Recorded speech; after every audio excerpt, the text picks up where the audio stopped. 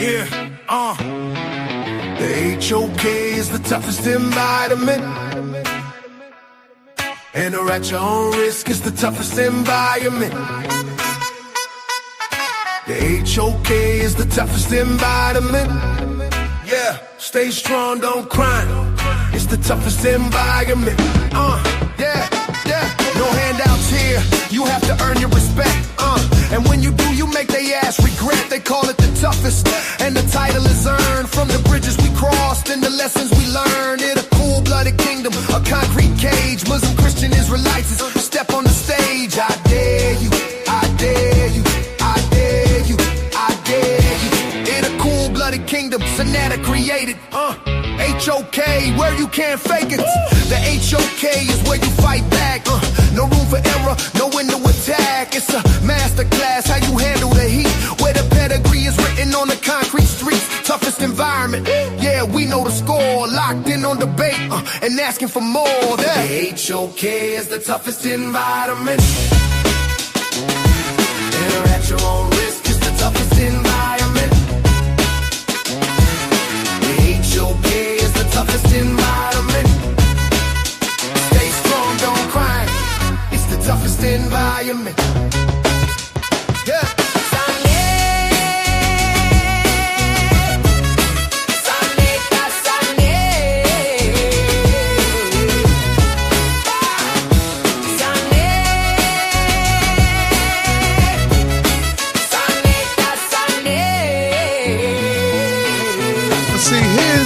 Where you talk about all of these brothers like B.O. and all of the people that you grew up with were official dudes, but you also stated that they were also involved in like a lot of things that's going on as far as homosexuality stuff.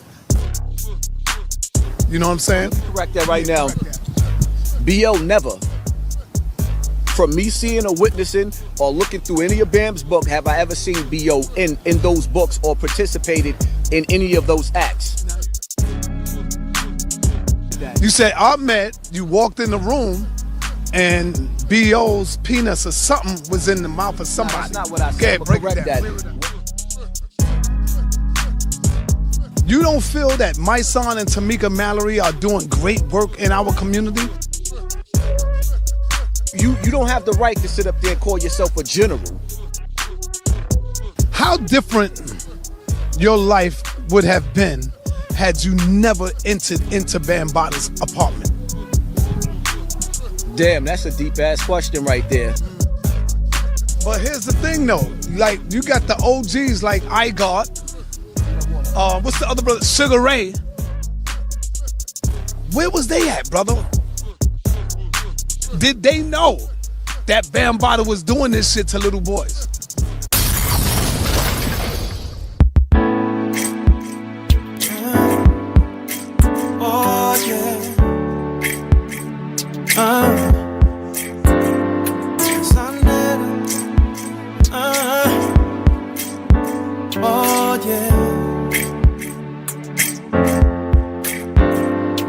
Welcome to sa.neter Studios. We don't get no better than consciousness info. sa.neter TV7. You keep it hot 24/7. You got that Black Wolf 102. sa.neter TV2. Yeah. You are now inside sa.neter Studios, the house of consciousness production, black news presentation.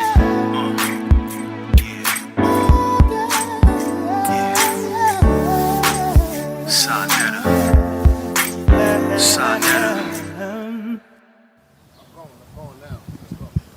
Peace and black power to you, brother. What's happening? Peace, my brother, peace. One of the biggest problems is we all come from the same shithole. Right here, Bronx River is my mecca. If I had to be buried anywhere and they gave me permission, I'd be buried in the middle of one of these grounds right here. This is my mecca right here. But at the same time, it's like, it's the crabs in the barrel syndrome. You made it out, but you ain't supposed to make it out. And that's where some of it comes from. Another one of the problems what a lot of people have with me, right? The topics I touch on is dangerous because I don't leave no stone unturned. I'm not sparing nobody's feelings. It's like a post that I put up earlier today where I said, all these OGs out here that's calling the OGs, they self OGs, your OG status have been revoked. I'm snatching everybody's status. I don't care what gang you down with. I don't care what set you down with, because over the 4th of July weekend, the shooting rate went up 141%. So now, for that to happen and all of us talking about how much power we got and how much status we got, that means that you don't have the right to sit up there and call yourself a general, because generals control their armies. You control the sets out there, and these little dudes in the hood are not being controlled. They running around and they airing babies out. They shooting at will, and they don't care who they hit. So if the OGs can't control the young G's, you get your status revoked. You cannot have that no more. So now you're gonna have dudes that's gonna feel some type of way, because they always making videos talking about we outside, we outside. So if you outside while the little homies is outside shooting the block up, then you just as bad as them. I'd rather be in my house putting my kids to bed at nighttime and say I wasn't there than to be able to sit up there and say I sat right here and watch Ray Ray shoot Bobby and didn't do nothing. Let me ask you, when we talk about generals, I already got it in my mind with our brother Hassan, my son. My son. You don't feel that my son and Tamika Mallory are doing great work in our community as far as putting the light on what's going on in the community? Why do you blame my son or Tamika Mallory? Here's the thing, right? I feel like when my son started off, he started off a genuine brother. I seen him out there. I was outside with him with Deborah Danner. I will never forget that. And I seen that brother out there day after day after day. And I was like, you know what? I'm going to go support this brother, because you got to respect that. And I feel like as time went by, as time goes by, if you really, really sit back and you analyze the whole movement, you can see, first and foremost, let's put it out there, which we already know. George Soros kidnapped Black Lives Matter. When I went outside in the Bronx the other day, when people say I don't go outside, and I went outside to support that young boy, Brandon, that was murdered, the basketball player that was killed.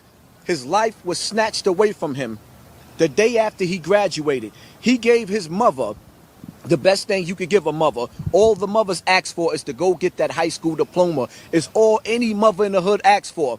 That young brother went and got that, and his life was snatched away the very next night. And to sit back and see somebody that come from where we come from, like my son, from example, and I'm not going to disrespect him no more because of Lord Akim, because I was very disrespectful. And it's like Lord Akim said, he was like, yo, you could address brothers without disrespecting them. Cool, and he right. So I'm going to give my son a respect of humbly talking on this topic and saying, when it goes on at home, he's not here. When Nipsey Hussle died, you on a plane. And then you even got people marching on for them. But when the kids is dying from our neighborhoods, there's nothing being talked about. If Black Lives Matter, the first and foremost, our children gotta matter. And I'm seeing a pattern of selective Black Lives Matters. It's like every time a Black Lives Matter with my son and Tamika Mallory, it's a t-shirt. It's something being sold. It's news cameras.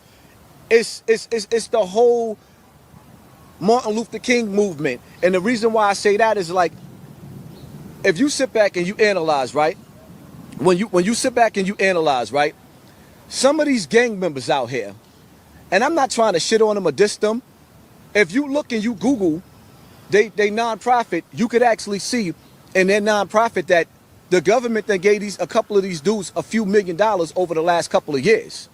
So now the same millions of dollars that Martin Luther King had in his account because he had a nonprofit, he was called a sellout for.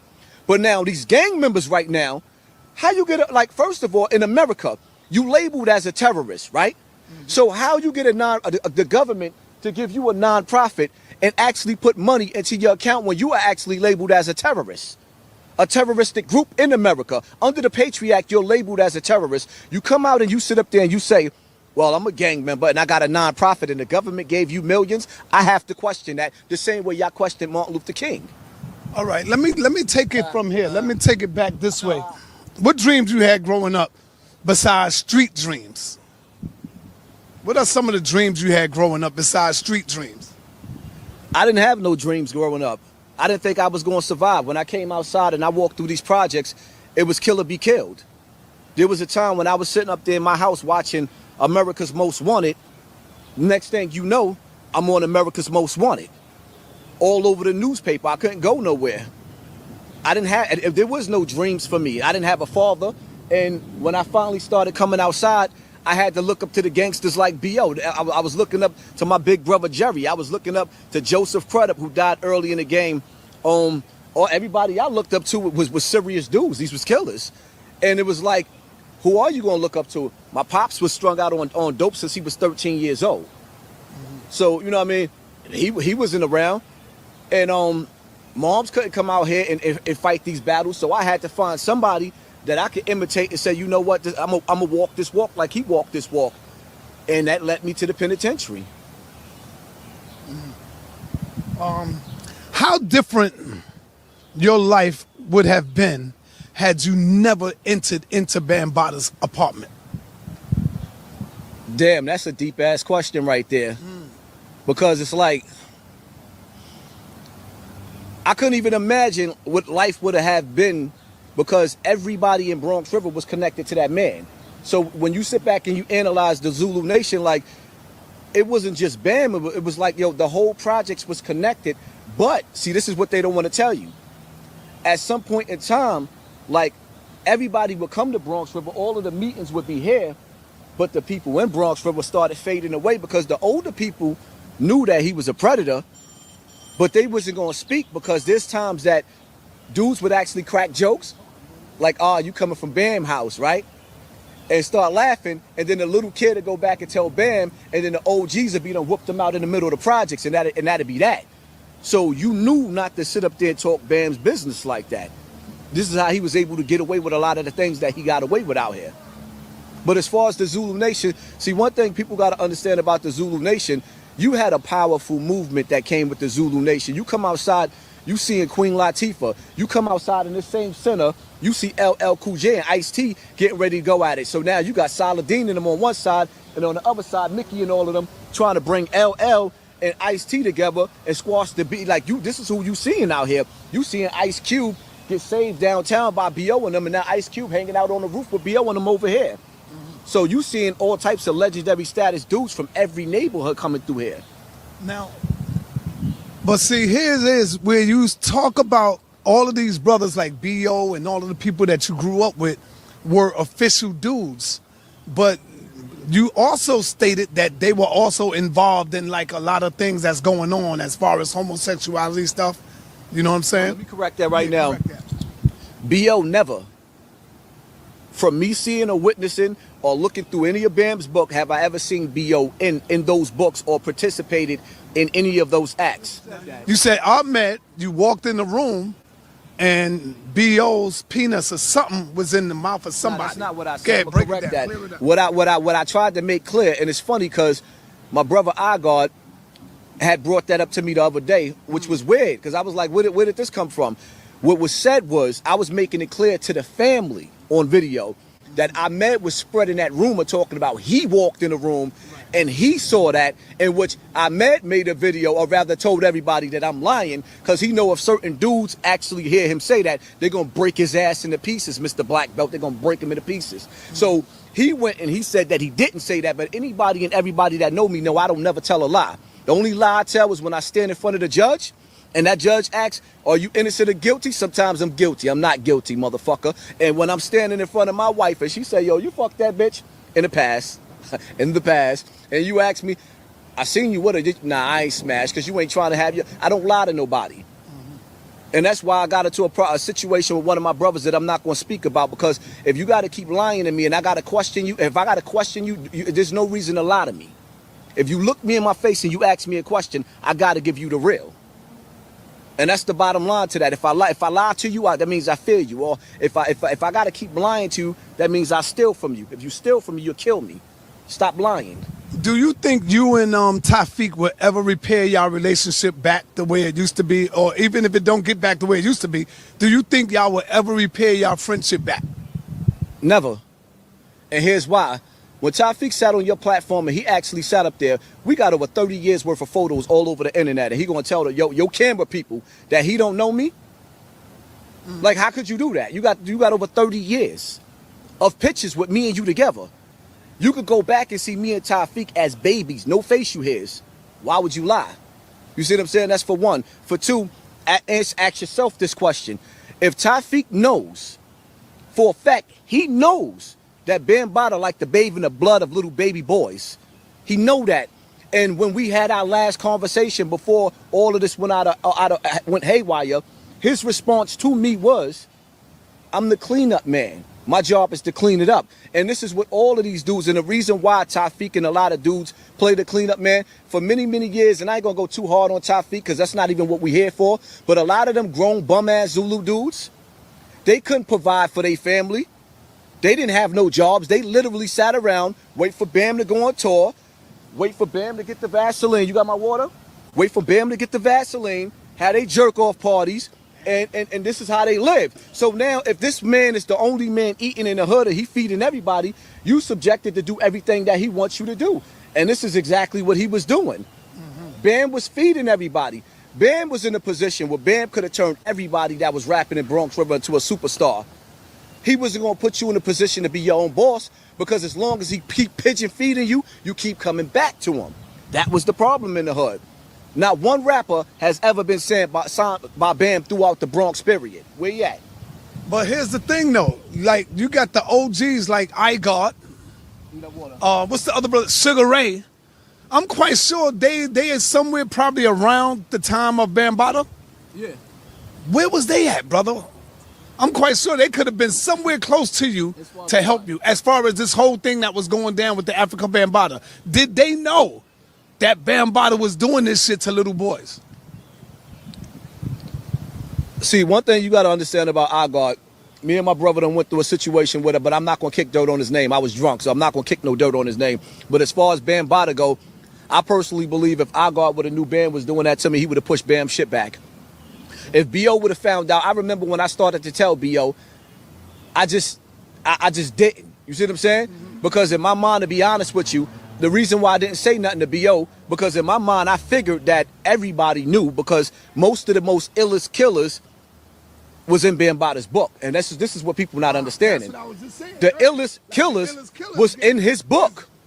You know, doing crazy shit. I could tell you right now, I named some killers that was in his book, and if you say something to them, they will blow your shit all over the place. Like, literally. He caught the illest niggas when they was little boys. So now you ain't going outside and telling everybody that this nigga, he got you. It's like telling niggas the boogeyman got you. That's the worst feeling in the world. Sometimes I wish I'd have never told niggas that.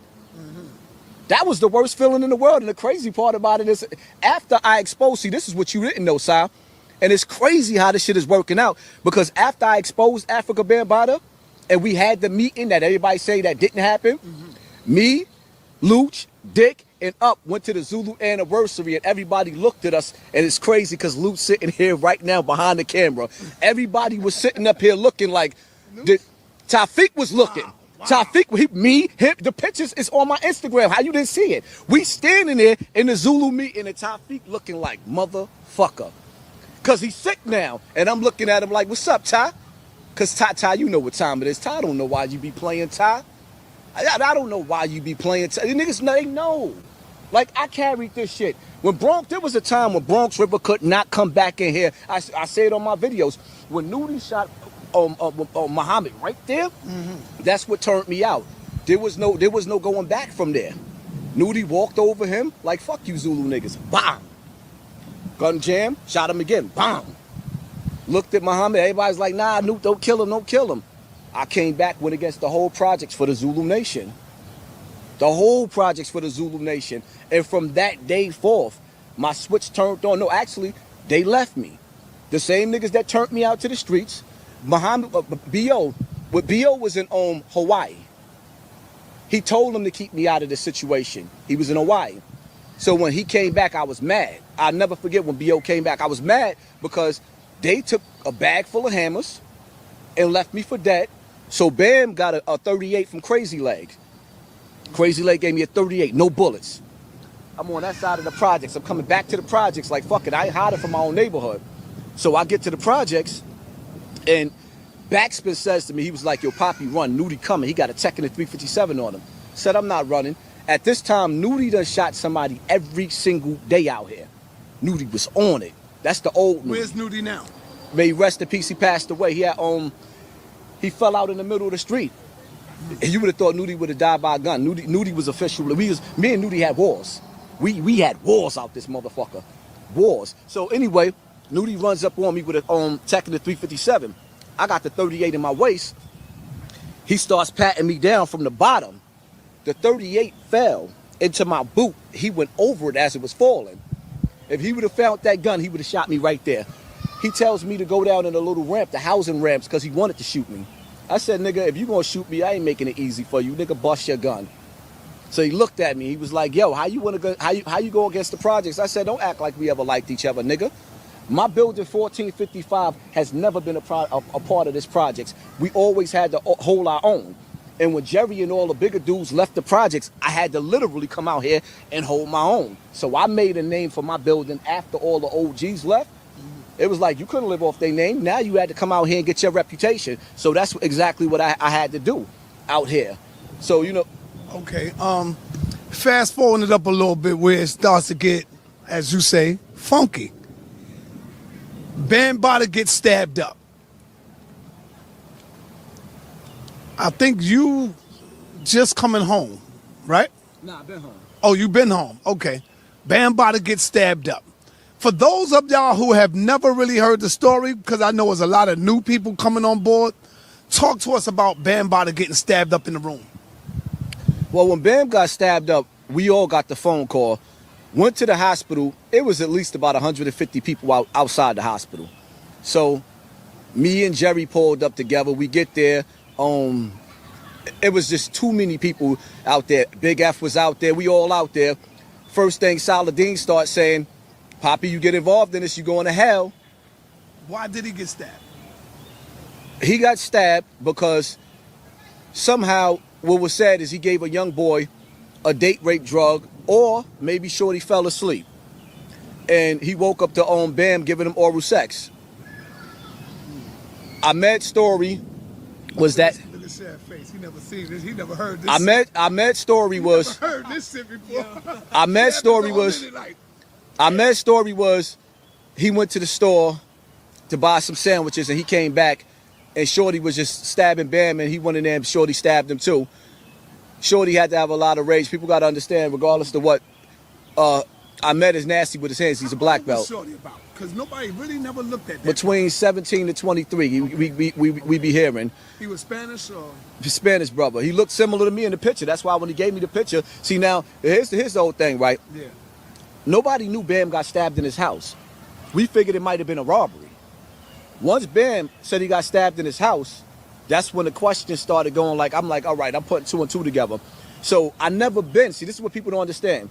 When you see me with Bam came to the center one time, we got pictures in there because Muhammad had the Zulu Warriors, so I was actually working bodyguarding certain celebrities through Muhammad and them. So Bam come through, we holding Bam down. Now mind you, keep in mind, Bam raised me.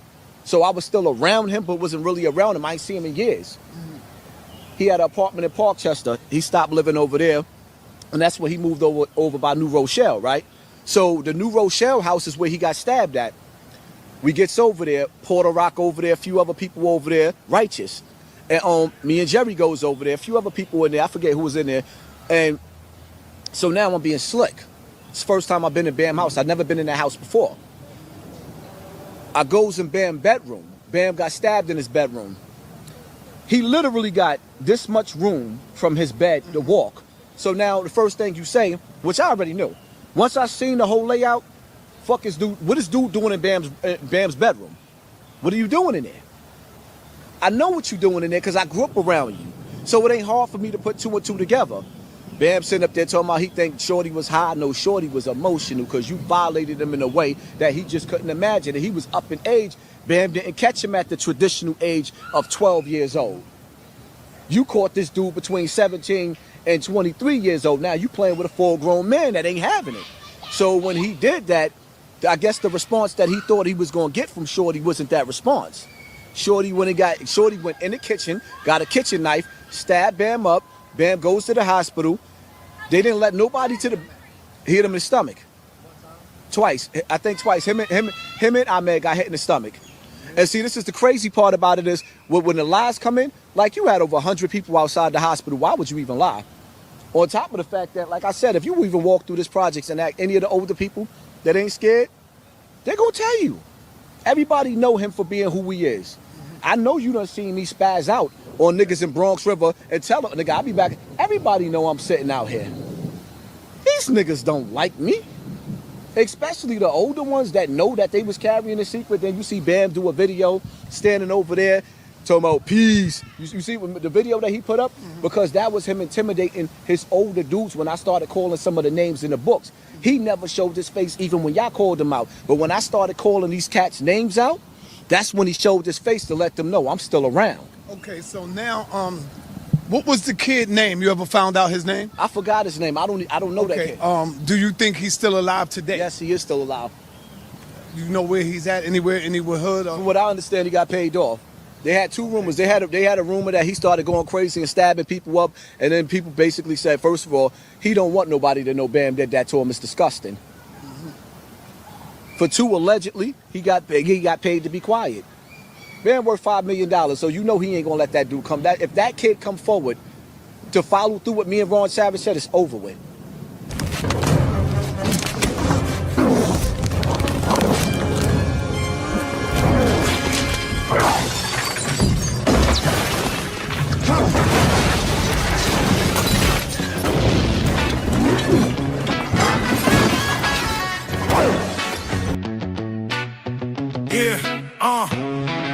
The HOK is the toughest environment.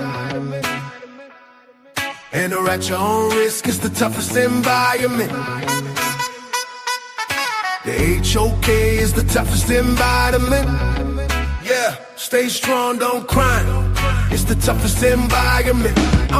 Yeah. No handouts here. You have to earn your respect.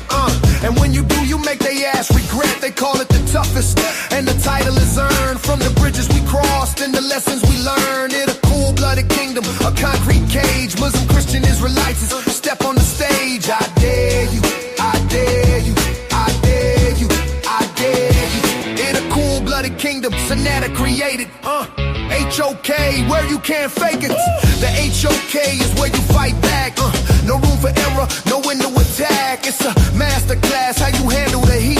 Where the pedigree is written on the concrete streets. Toughest environment, yeah, we know the score. Locked in on debate and asking for more. The HOK is the toughest environment. Enter at your own risk, it's the toughest environment.